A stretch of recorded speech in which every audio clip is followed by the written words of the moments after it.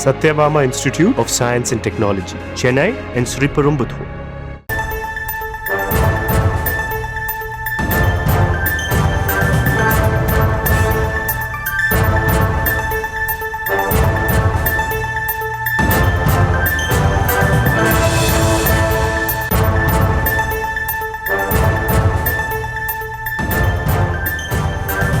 செய்தியை பார்த்து வருகிறோம்.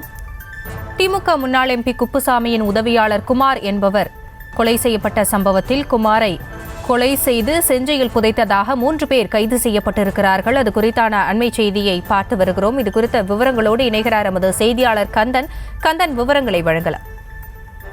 வணக்கம். தாம்பரத்தில் வைத்து காரில் கடத்தி சென்று திமுக தொழிற்சங்க தலைவரை கொலை செய்ததோடு செஞ்சி அருகே மண்ணில் புதைத்த 3 நபர்களை தாம்பரம் போலீசார் கைது செய்து விசாரணை மேற்கொண்டார். குறிப்பாக அந்த கொலை சம்பவத்தில் ஈடுபட்ட முக்கிய குற்றவாளியர் ரவியை தற்போது தாம்பரம் போலீசார் பலத்த பாதுகாப்புடன் அந்த குமாரை புதைத்த அந்த செஞ்சிக்கு தற்போது எடுத்து செல்கின்றனர்.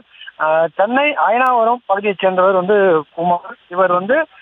இவரோட மகள் சேலையூர் தங்கியுள்ளார். கடந்த 16ஆம் தேதி அன்று அந்த ஒரு ஆட்டோவில் சென்னையிலிருந்து தாம்பரம் வந்துள்ளார். தாம்பரத்திலிருந்து அங்க தயார் நிலையில் இருந்த ஒரு காரின் மூலம் காரில் ஏறி சென்றுள்ளார். சென்ற 2 நாட்களாகவே குமாரின் போன் சுவிட்ச் ஆஃப் இருந்த நிலையில் அவரது மகள் தாம்பரம் துணை ஆளுநர் பவன்குமார் ரெட்டியிடம் புகார் அளிக்கிறார். புகார் அடிப்படை அந்த விசாரணையை தொடங்கிய போது முதல் கட்ட விசாரணையில் அவர் செல்போனை தொடர்பு கொண்டு பார்த்தபோது அதாவது சிங்கப்பெருமாள் அருகே அவரோட தொலைபேசி சுவிட்ச் ஆஃபில் இருந்துள்ளது. அதனை பயன்படுத்தி உடனடியாக தனிப்படை அமைத்த போலீசார் நேரடியாக சென்று பார்த்தபோது எதுவும் துப்பு வழங்காத நிலையில் காரில் அழைத்து சென்ற நபர்களை போலீசார் விசாரணைக்கு அழைத்த போது விசாரணையில் அவர்கள் சொல்லியது என்னவென்றால் இடம் பிரச்சனை, அதாவது உட்டாண்டி அருகே தனலட்சுமி என்பவருக்கு ஒரு இடம் வந்துள்ளது. அவர் இடத்தை வாங்கி கொண்டு மும்பையில் தங்கிய நிலையில் அவர் இடத்தை அந்த கொலை செய்த அந்த ரவி என்பவர் போலியாக மகாலட்சுமி என்ற பெயரில் டாக்குமெண்ட் போட்டு விற்க முயன்றுள்ளார். இதனை கண்டித்து குமார் பலமுறை அவரை எச்சரித்த நிலையில் தான் இவரை கூப்பிட்டு நாங்கள் ஏற்கனவே 40 லட்சம் ரூபாய் செலவு செய்துள்ளோம், அதனால் எனக்கு ஒரு 40 லட்சம் ரூபாய் கொடுத்தால் இந்த இடத்தை விட்டு வெளியே சென்று விட தெரிவித்துள்ளார்.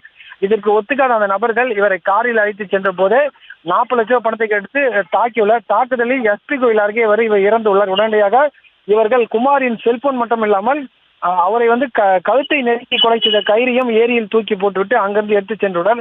அங்கு சென்றவர்கள் அவங்க சொந்த ஊரான செஞ்சி அருகே ஒரு மலை பிரதேசத்தில் இவரை நோண்டி புதைத்து அங்கிருந்து சென்றதாக தற்போது வாக்குமூலம் அளித்துள்ளார். அதன் அடிப்படையில் தற்போது அந்த முக்கிய குற்றவாளி ரவியை மட்டும் பலத்த போலீஸ் பாதுகாப்புடன் தாம்பரம் உதவியான நெல்சன் தலைமையில் காவல் ஆய்வாளர் பாலமுரளி தலைமையில் தற்போது சென்றுள்ளார். இன்னும் சற்று நேரம், அதாவது இன்னும் ஒரு 2 மணி நேரத்தில் செஞ்சிக்கு சென்று அதாவது புதைக்கப்பட்ட இடத்திலிருந்து அந்த உடலை கைப்பற்றி விசாரணை நடத்தப்படும். ஆல்ரெடி ஏற்கனவே அந்த பகுதியை சேர்ந்த தாசில்தார் தயார் நிலையில் உள்ளார். அதன் பிறகு இவர்களை சிறையில் அடைக்கப்படும் என தெரிவிக்கப்பட்டுள்ளனர். விவரங்களுக்கு நன்றி Kandan. Satyabama Institute of Science and Technology, Chennai and Sriperumbudur.